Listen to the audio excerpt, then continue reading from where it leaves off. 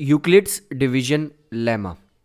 अगर हम यूक्लिड्स के डिवीजन के लेमा को देखें कि वो क्या एक्सप्लेन करता है, तो सबसे पहले उसकी स्टेटमेंट देखते हैं कि वो क्या स्टेट करता है, वो क्या कहना चाहता है। Like according to the statement of Euclid's division lemma, given positive integer a and b, there exist unique integer q and r satisfying a is equals to bq plus r, where r is greater or equals to 0 but smaller than b। तो Euclid के division की lemma के according ये statement है, और इसे अच्छे से समझते हैं यूक्लिड डिवीजन लेमा को। यूक्लिड डिवीजन लेमा के अकॉर्डिंग अगर आप कोई दो positive integers low a and b, तो वहाँ पे दो यूनिक इंटीजर्स भी होंगे, that is q and r, जो कि इस इक्वेशन को सेटिस्फाई करेंगे, जो कि है a is equals to B Q plus r, जिसमें r 0 से बड़ा या इक्वल हो सकता है, बट वो हमेशा b से छोटा ही रहेगा। बट ये सारी चीज़ें यहाँ पे क्या है, क्या ये यूनिक इंटीजर्स हैं, किस चीज़ के बारे में यूक्लिड डिवीजन लेमा एक्सप्लेन करना चाह रहा है हमें, तो उस चीज़ पे आते हैं। लाइक आपने एक नंबर लिया 7 और दूसरा नंबर लिया 3, तो आपने दो पॉजिटिव इंटीजर्स ले लिए 7 एंड 3, और जब हम 7 को 3 से डिवाइड करते हैं तो हमें पता है क्वोशिएंट आ जाता है 2 और रिमाइंडर आ जाता है 1। तो यहाँ पे क्वोशिएंट को हम q से रिप्रेजेंट कर रहे हैं और रिमाइंडर को r से रिप्रेजेंट कर रहे हैं। तो जब कभी भी आपने दो पॉजिटिव इंटीजर्स लिए a एंड b, तो वहाँ पे दो और पॉजिटिव इंटीजर्स लाई जा सकते हैं, that is q and r। ये q and r that is quotient and reminder कैसे लाए जा सकते हैं, ये लाए जा सकते हैं a को b से डिवाइड करके, और ये सब इस इक्वेशन को सेटिस्फाई करने चाहिए। लाइक a हमने यहाँ पे माना था 7 को, तो 7 इज इक्वल्स टू b हमारा नंबर था 3 इंटू q क्वोशिएंट हमारा आया था 2, तो 3 इंटू 2 प्लस रिमाइंडर हमारा आया था 1।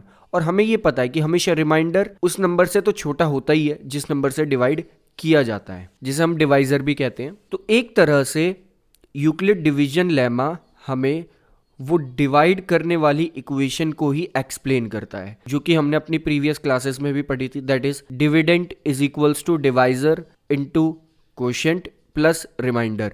यहाँ पे डिविडेंट को a लिख दिया है, डिवाइजर को b लिख दिया है, रिमाइंडर को r से रिप्रेजेंट करा हुआ है और क्वोशिएंट को q से रिप्रेजेंट करा हुआ है। और हमें पता है कि रिमाइंडर 0 भी हो सकता है, ऑफ कोर्स हो सकता है, क्वोशिएंट भी 0 हो सकता है, उसका भी अभी एक एग्जांपल देखेंगे कि क्वोशिएंट कैसे 0 हो सकता है। बट कोई भी अगर हम दो नंबर लेंगे तो वो इस इक्वेशंस को सेटिस्फाई जरूर करेंगे, बशर्ते कि वो दो नंबर्स पॉजिटिव इंटीजर्स होने चाहिए। और यही चीज़ हमें यूक्लिड डिवीजन लेमा एक्सप्लेन करता है। लाइक अगर हम कुछ और एग्जाम्पल्स लें, सेम इसी एग्जाम्पल को रिवर्स कर दे, इस बार हम a को मान लें 3 एंड b को मान ले 7, क्योंकि हमारे पास दो पॉजिटिव इंटीजर्स हैं a एंड b। तो हमें पता है कि 3 एक छोटा नंबर है 7 से, तो यहाँ पे क्वोशिएंट 0 आ जाएगा। तो हम इसे कुछ इस तरह से लिख सकते हैं, that is 3 is equals to 7 multiplied by 0, जो कि लास्ट में 0 ही आएगा, और रिमाइंडर बचेगा यहाँ पे 3। तो हम कह सकते हैं कि a हमारा था 3, b हमारा था 7, q यहाँ पे था हमारा 0 and r that is reminder हमारा है 3। और हम यहाँ से ये भी चेक कर सकते हैं कि रिमाइंडर b से छोटा है, that is r is smaller than b, जो कि होना भी चाहिए। नेक्स्ट अगर हम एक और एग्जांपल लें और उसे यूक्लिड डिवीजन लेमा के अकॉर्डिंग लिखें, कि जैसा यूक्लिड डिवीजन लेमा कहता है वैसे लिखें। लाइक 10 एंड 3, 10 a है हमारे पास, 3 b है, तो 10 को जब हम 3 से डिवाइड करेंगे तो रिमाइंडर आएगा 3 और क्वोशिएंट भी आएगा 3। तो हम इसे कुछ इस तरह से लिख पाएंगे, that is 10 is equals to 3 multiplied by 3 plus 1। तो हम यहाँ से देख सकते हैं कि b हमेशा बड़ा होगा r से, यानी कि b जो वो सेकंड नंबर होगा वो रिमाइंडर से बड़ा आना चाहिए, और वो आएगा b।